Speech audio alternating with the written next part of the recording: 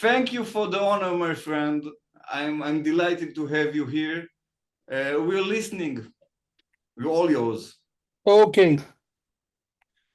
Bismillah ar-Rahman ar-Rahim wa salatu wa salam ala Rasulullah. In the name of God, the merciful, the most merciful. Hashem, the merciful, the most merciful. Prayers be upon our Prophet Muhammad, our Prophet Moses sallallahu alaihi wasallam, Sayyidina Musa. That said, thank you for making the time today. We come at a very difficult time when actually Israelis or Jews in general never ever thought that the Holocaust could be revisited right at their doorstep, right on their soil and inside Israel. No one, I personally never thought that it was possible to kill, hundreds of innocent people in southern Israel within the span of few hours.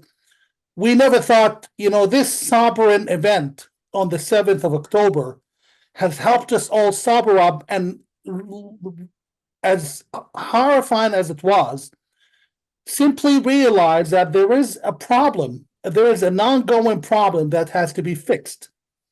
Up until the 7th of October, what the dogma that we had was a lot of people, so-called think tanks, so-called experts, so-called politicians, claiming that, even, some politicians claiming that keeping the status quo was the best method.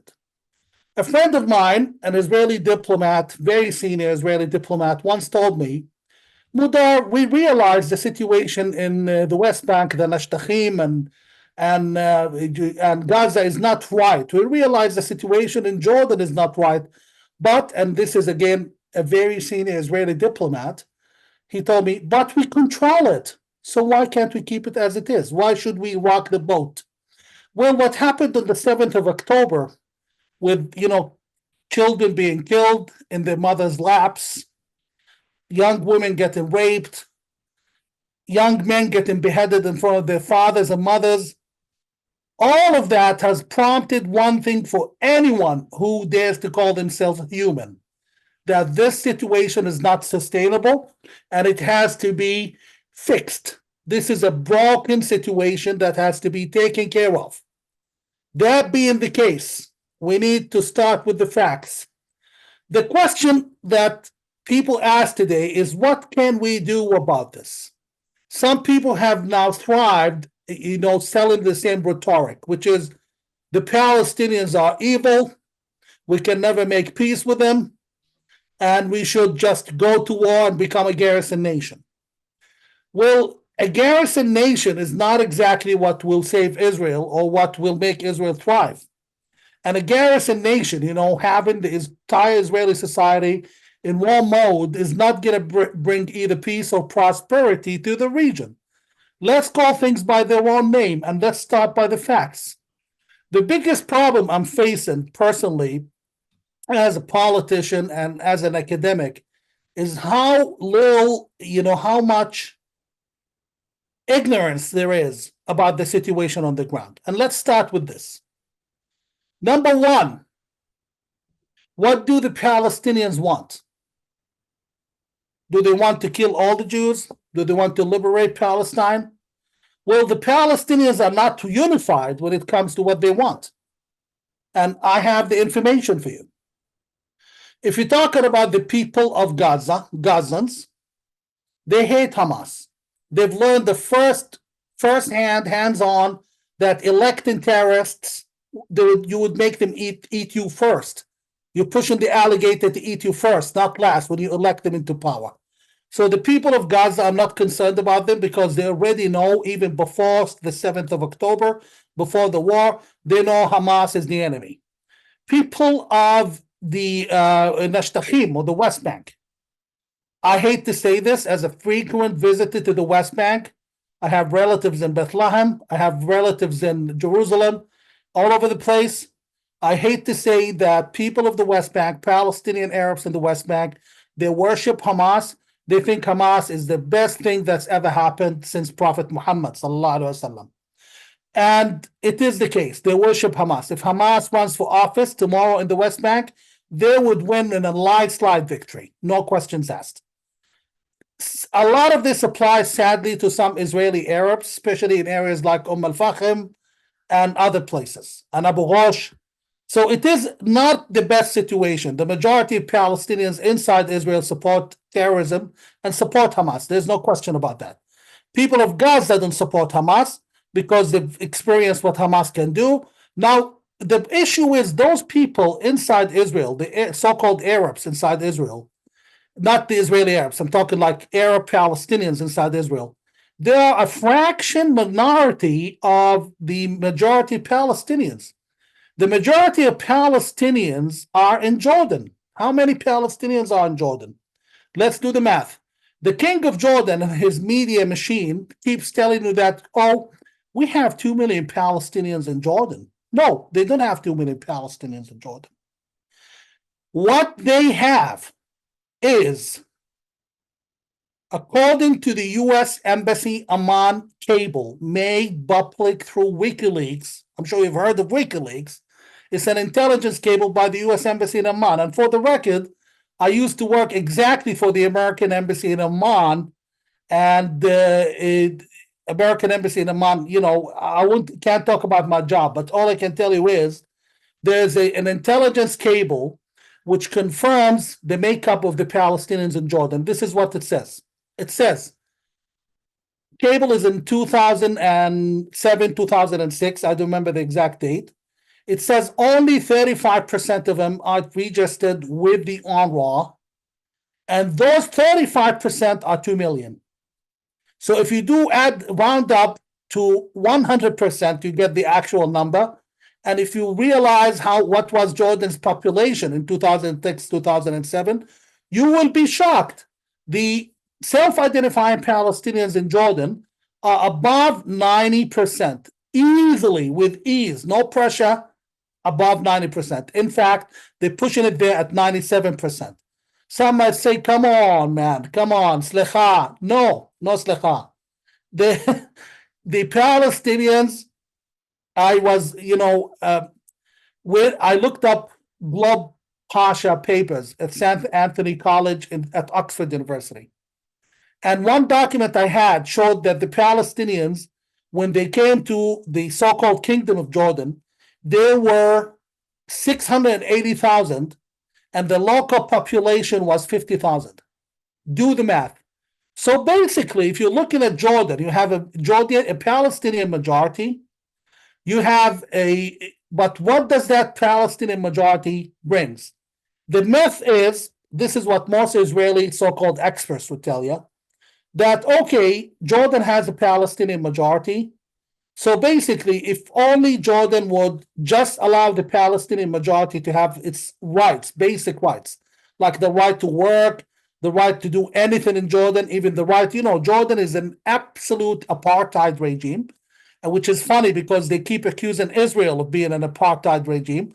The country of Jordan is an apartheid regime. I personally watched as a child how a Jordanian police officer would simply threaten my father because he was a Palestinian that he would beat him up using a racist slur. I've watched it. We are literally treated in Jordan in a fully functioning apartheid system like apartheid South Africa. And some of the details are horrendous. The fact that they stamp our passports. So you have an oppressed majority ruled by a foreign king, a king who rules 78% of historical Palestine. Jordan is 78% of historical Palestine. Look at the map. Some of you might, and I'm sorry I'm throwing all of this in a nutshell because we have limited time. Some Israelis might say, well, the Palestinians don't exist. There's no such thing as a Palestinian. Okay, well, there was no such thing as United Arab Emirates just 53 years ago. 53 years ago, there was no country called United Arab Emirates. There was never a country called Kuwait. There was never a country called Qatar. There was never a country called Libya. There was never a country called, what's that one? Chad, Djibouti. You have ties to most of those countries who didn't exist just 85 years ago. So in the same fashion, after the British colonialism invented the Palestinian identity, invented the Jordanian identity, in the same fashion, you have to accept it to be able to deal with it. The only issue which remains straightforward is any Palestinian state west to the River Jordan will eventually result in the destruction of the Jewish state. It doesn't have to be terror attacks like the 7th of October. Palestinian state in west to the river, between the river and the Mediterranean. I don't care how small that Palestinian state will be, they will require a geographic, economic, political, social exit. So it will become dependent on the Jewish state, and it will put more burden on the Jewish state. An independent Palestine would burden the Jewish state more than an occupied Palestine or a non-Palestine. That said, the conventional wisdom here is they're telling you that we have a hostile population in Jordan. And because the Palestinian majority in Jordan is hostile, we cannot give them their own self-rule because they're going to attack us the next morning and become another Gaza. This is the biggest amount of Nashkite nonsense I've ever heard in my life. And it keeps being repeated day after day after day by the so-called experts. Let's do the math. First of all, who's the king of Jordan? The king of Jordan hosts the global HQ, the global headquarters of the Muslim Brotherhood is in Jordan. It's 3 miles away from the king's own mansion. The king of Jordan, and these are his words, he said, the Muslim Brotherhood is a part of my regime. That's a part of the system.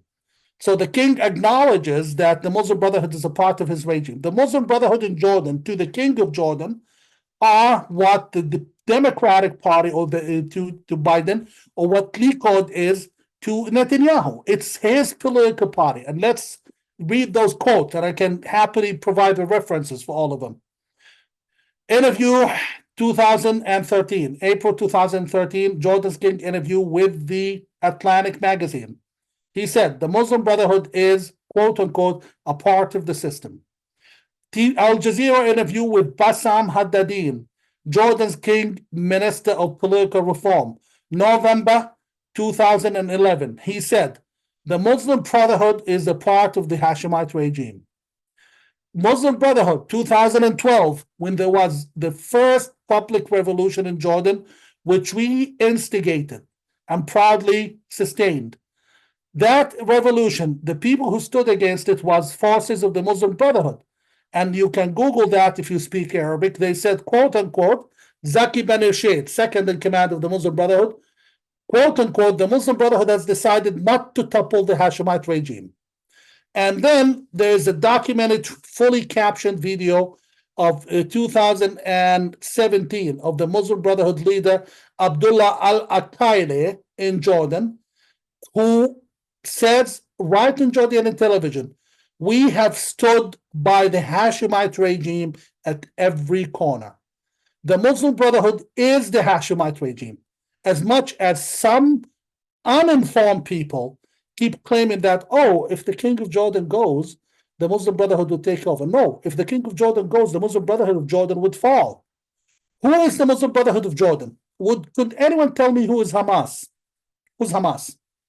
Hamas, according to the hierarchy of the Muslim Brotherhood, is, and I'm quoting, quote unquote, Hamas is the Palestine chapter of the Muslim Brotherhood of Jordan. Hamas is controlled by the Muslim Brotherhood of Jordan. Who controls the Muslim Brotherhood of Jordan? Well, Google in Arabic images of Jordan's king sitting with Hamas leaders. Does any other Arab ruler sit with Hamas leaders? Just a very simple question. Jordan's regime has always benefited on one thing, playing both ends against the middle. Playing both ends against the middle in the sense Jordan controls the issue of the right of return. If Jordan, according to Jordanian law, and I'm quoting, Article number 2 of Jordanian citizenship law sustains that any Palestinian, as long as they're not Jewish, Any Palestinian who has lived in Palestine during the period the Hashemite regime was in control of the West Bank is a naturally born Jordanian. So if you're Christian, or if you, as long as you're not Jewish, every Palestinian is automatically born a Jordanian. This is the Jordanian law, which is still in effect, has not been amended. The only problem we have today is bigger than what you think, that the king invests incredible money in propaganda inside Israel. And we have the details, but I won't go into them today. A lot of, I hate to say this, some Israeli journalists are very close to the king. Some Israeli media people travel to Jordan often. So the king gets good press. An example of that is the lie, which came just a few weeks ago on April 13th, when they claimed that Jordanian jets, quote unquote, shut down Iranian missiles. This is absolute nonsense. There's no evidence for it. Not a single Israeli source has confirmed it. And as a former serviceman and a former fighter pilot, I know it's not possible for the Jordanians to do it.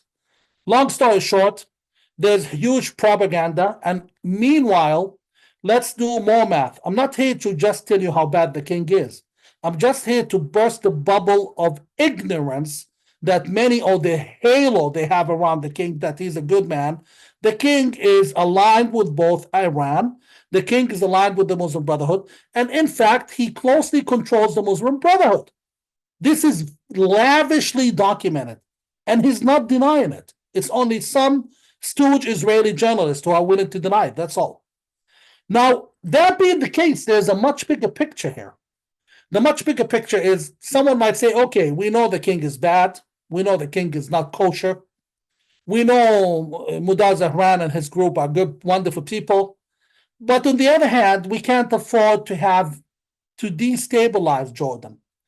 Well, let me tell you how Jordan remains stable. Jordan remains stable because of the presence of thousands of American soldiers who have full access and ability to move and take action in Jordan. And those are the jets that shut down Iranian missiles over Jordan, and not Jordanian jets. Jordan becoming a big American base is what keeps Jordan intact, and what will keep Jordan safe once a regime change happens. The thing is, many people are just wondering, how stable is the king? Many people, say, no, the king seems stable. Well, the king is not stable. The Palestinian majority in Jordan hates him. The Bedouin minority hates him with a passion more than Palestinians do because of his action. He's not his father. He's, very intimidating, out of touch with reality. He doesn't speak the language of the country. He's a complete Westerner dealing with very sensitive and complicated people, us. It's very easy to offend us. It's very easy to make us angry. And in his case, he's not only ignorant, he's, ruthless with his taxation system. And to sum it up, we have in Jordan, we have 90-something% Palestinians who are represented by less than 5% of the parliament, while in Israel, the Arabs are, barely 20%, represented by at least a matching percentage of Arab Knesset members. So people have had enough with him, and he came close to the edge multiple times. He was supported by his friends, and only this time, in the aftermath of the 7th of October, and the fact that the Israelis are following a nonsense approach, we don't think the king will be able to make it in the long run. It doesn't mean it's going to be tomorrow. It could be any time. But the next hit, the only reason he's in power is because his supporters are keeping him afloat.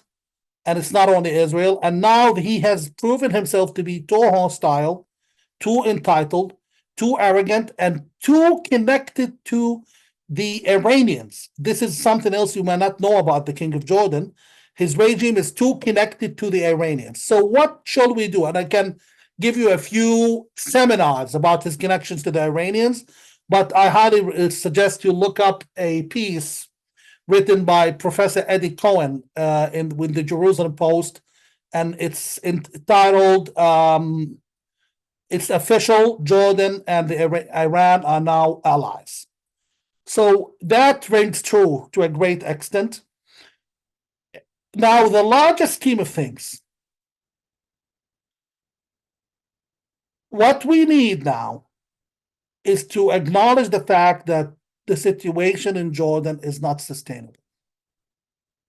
What we need to also acknowledge is the situation in Israel is not sustainable. Keeping military control over the Palestinians is not possible, and keeping the Palestinian Authority and its control over militants in the West Bank, in addition to the Jordanian intelligence control over certain refugee camps. Let me repeat. Jordan's intelligence controls certain refugee camps in the West Bank. Basically, Eastern Jerusalem, Shafat camp, Tulkarem camp, Balata camp, and the worst is Jenin camp. You might say this is a stretch. Come on, you're saying Jordan's king controls those refugee camps and the militants and the terrorists in those camps? Well, you can happily look up my Twitter page for a video where a shaheed, a martyr, was killed by the Israeli forces, fighting the Israeli forces.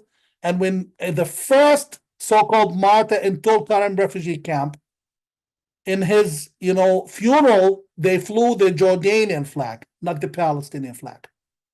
So basically, if you can't see all of that around you, because the Israeli media would never talk about it to touch it, that's a problem.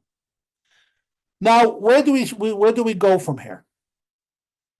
As Jordan's opposition, I will say that we've come to the conclusion that our enemy is both the Hashemite regime and the Muslim Brotherhood.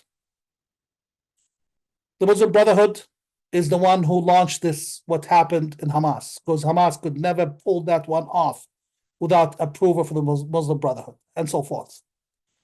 The Palestinian majority in Jordan, as well as the so-called Bedouin majority, our brothers and sisters from east of the river. Jordan's government keeps inciting people to join protests against Israel, against the Israeli embassy. Jordan's media incites this.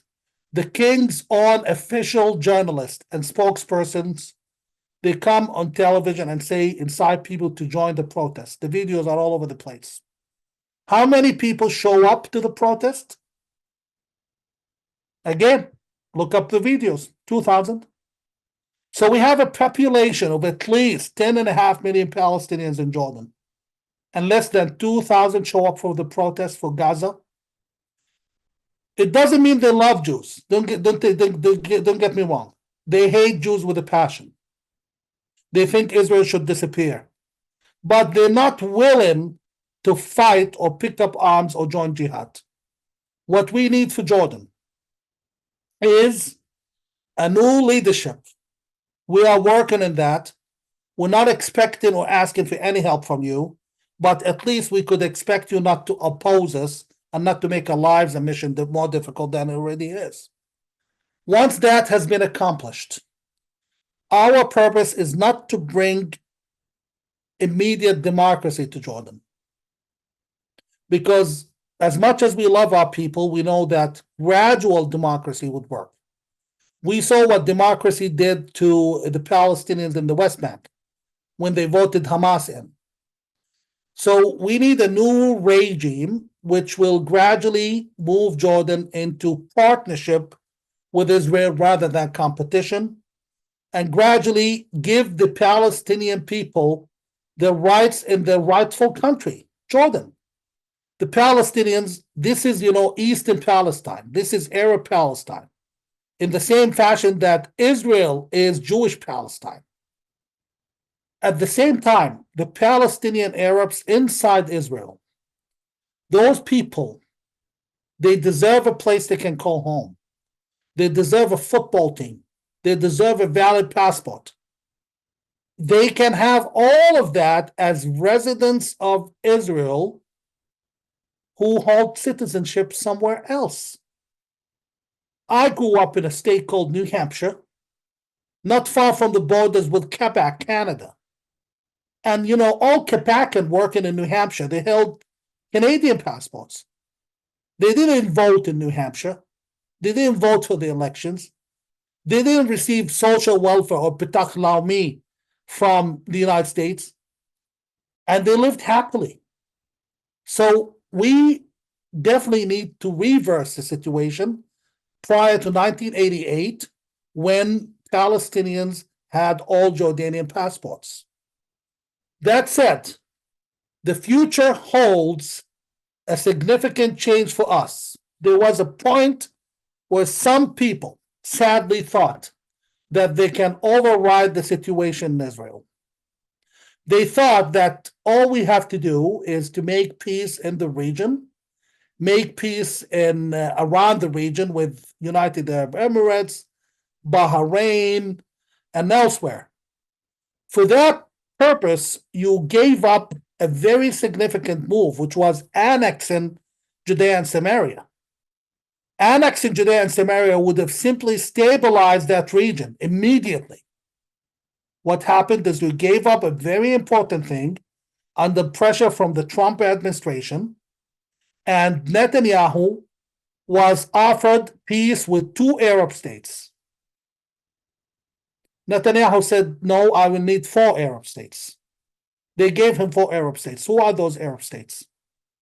Morocco? Well, there was never war between Morocco and Israel. And Morocco and Israel have always been the most cooperative. So all you had is just adding an embassy there. Sudan, United Arab Emirates, so people can travel to Dubai. Peace starts at home. If you cannot drive on Route 60 underneath Bethlehem and go to Jerusalem and not worry someone's going to throw a rock on your car, that's not peace. To start permanent peace, you need to fix the situation at home. And the situation at home cannot be fixed by making peace with Dubai and Abu Dhabi. Okay, those are important partners, but sorry, they can't bring peace. And sadly, you saw how Abu Dhabi, United Arab Emirates, led the UN resolution to recognize Palestine as a state. So it shows that the peace said is only ceremonial. It's not factual. Peace begins at home, and you need to understand the West and many Arab governments have played both ends against the middle. Why do you think many Arab governments are opposed, passionately opposed to peace in the Middle East, or peace between Palestinians and Israelis? Because if we get peace, they will be exposed. As long as there's war, they definitely thrive, and they make sure that the war persists. To end on this note, change is coming. I can't say everything I know. There's classified things I cannot share. But I think there will be a huge change in the horizon in the foreseen future. Nobody will be spared. Why is that? Because the United States, the old dogma of the United States was, and I promise I'm going to end on this note, to sustain the conflict for as long as possible. Let me give you an example. 1970, the Palestinians took over Eastern Palestine, or Jordan. Israel's position was, let them take over that country and establish their own country away from Israel. Henry Kissinger, the epic American politician and foreign policy maker, White House documents show that he told Nixon that we should let the Palestinians rule Jordan because this is a chance for quote unquote Palestinian settlement. Nixon refused because the deep American state insists on sustaining the Palestinians homeless and putting Israelis in the predicament where they look like the evil occupiers, which immediately feeds to anti-Semitism, as we can see on different US campuses today. Jews are being demonized again. If this tells us anything, and I'm going to finish in a minute, if this tells us anything, the situation has changed today. Why? Because the US has real enemies to worry about. China, Russia, those are strong enemies. And US might actually need Israel's help, as well as Arab people's help, to fight them in the future. And therefore, they have to finish the Arab-Israeli conflict. There's no other solution than a Palestinian Jordan, which could be connected to the population in the West Bank, along with a ruthless iron fist that would crack down on the terrorists and simply hunt them down one by one. Right now, you kill Jews, you get a pension. Under my rule, you kill Jews, you get the death sentence, which Israel cannot give you. That said, thank you for your time, and happy birthday to everyone here. My friend, we'll take a question if you don't mind. Gal, are you raising your hand? Yes. I wanted to ask, he said before that the Jordanian intelligence is actually running some refugee camps in the Judean Samaria, and he specifically mentioned Balata and Jenin refugee camps. We had a lot of tensions lately, especially in Jenin. Are you saying that the Jordanian intelligence is actually behind it in some way? Yes. I can, I can tell you what I know, and let me explain. I came from the intelligence world, and the intelligence world is pretty much like a cult. You never leave. Once you're there, even if you quit and resign and move on, you're still in it. So, not claiming any classified knowledge, but I do have that. Actually, I can claim it. Yes, the Jordanians have been up in the ante. If you ever watch the address the Jordan's king made from the White House, he made a press statement right from the White House podium, and he threatened that he chastised Israel over the place, called Israel every name in the book, and then he said that the West Bank might fire up. The Jordanian trick was they wanted to increase tension in the West Bank so it would drive tension away from them. They've tried this multiple times before, by the way, and it always worked. Only that this time, because of what happened on the 7th of October, the Israelis are not taking any further nonsense. That's the only thing that's changed. Okay, so Boaz, last question because we have to end.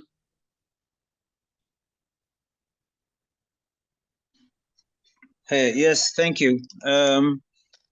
You've mentioned the Palestinian people in Jordan, and the Palestinians in general. I would love it if you could clarify what exactly is it that you mean when you say the Palestinian people, because I'm trying to understand your point of view of this subject. The Palestinian people are all the non-Jews, self-identifying Palestinians who identified as Palestinians on the eve of Israel independence. So you're talking people of Gaza, people of the West Bank, people in Jordan who later became refugees and moved to Jordan, Lebanon, and Syria. I'm not talking about the Israeli Arabs, and definitely not talking about Palestinian Jews who became Israelis after Israel's independence.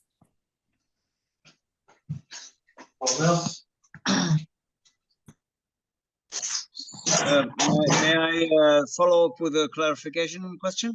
But very shortly because we have to end. Okay, so if I understand you correctly, you are speaking about Arabs who originated in what is today's the state of Israel, and they have moved to other territories such as Jordan, and the identity which is named after Palestinians after the term that the British mandate named this area Palestine, or Palestine Eretz Israel, if you use the full term, and which also has very early roots. I mean, you have the Philistine nation, the biblical Philistine nation, and after which this area has. I'm sorry, but we don't have the time for an historical argument now. So if you can just be very specific, we have to end in 2 minutes. Can I answer in a nutshell? 30 seconds. Yes. If the argument that the Palestinians are fake people, that argument would not fly, because the United Arab Emirates also fake people, Qatar fake people, Kuwait fake people, Belgium fake people. There was no country called Belgium, and so forth. So you have people self-identifying a certain identity. They want the state, fine. Sababa, give them a state. Not inside Israel, though.